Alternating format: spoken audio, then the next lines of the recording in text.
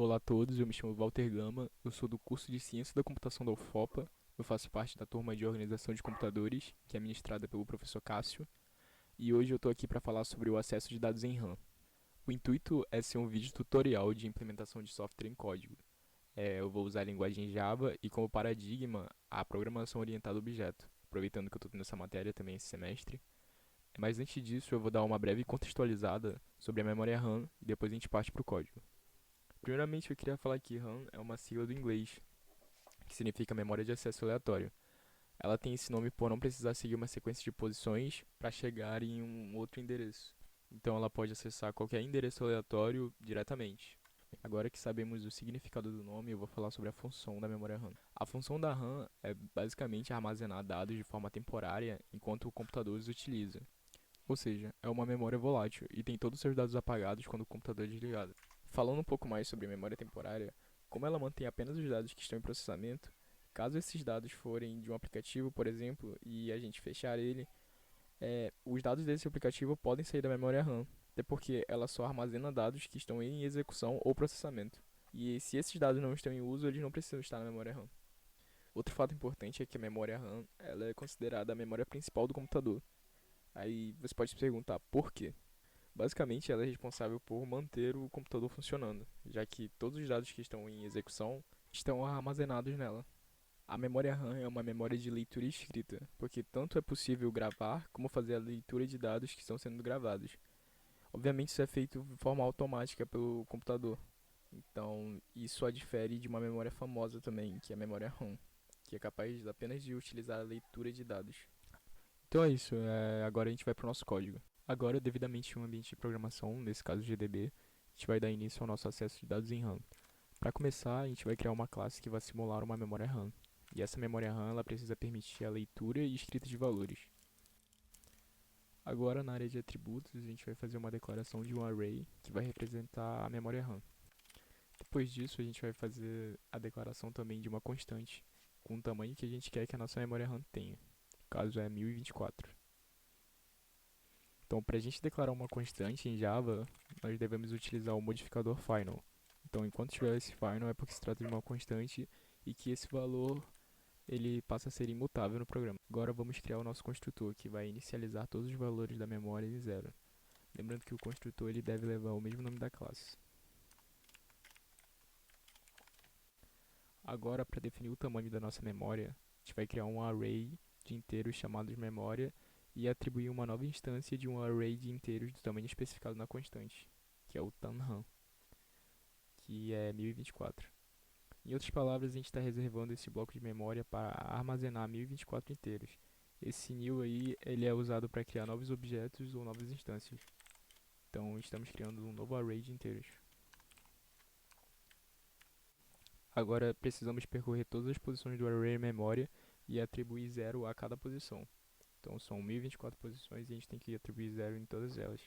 E a melhor forma de fazer isso é fazendo um loop, que é um laço de repetição, e o loop que a gente vai fazer é através do for.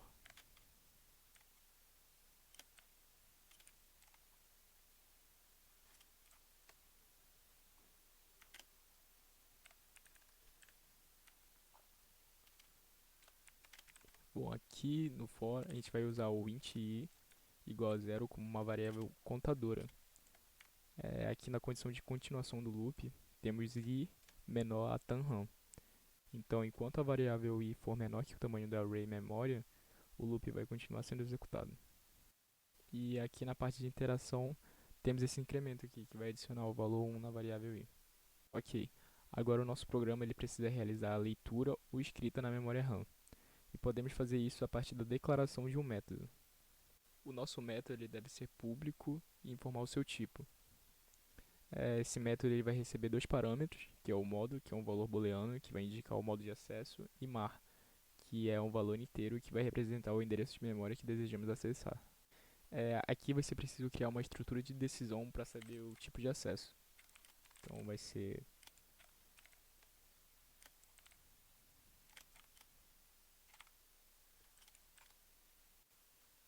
se modo for igual a false.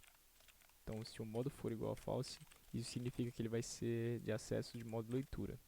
e ele vai retornar o valor armazenado nessa posição. Caso contrário, se o modo for diferente de false, ele é true, ou seja, ele é um acesso de escrita e o código vai simplesmente retornar zero, já que o objetivo é apenas escrever o valor na posição da memória especificada.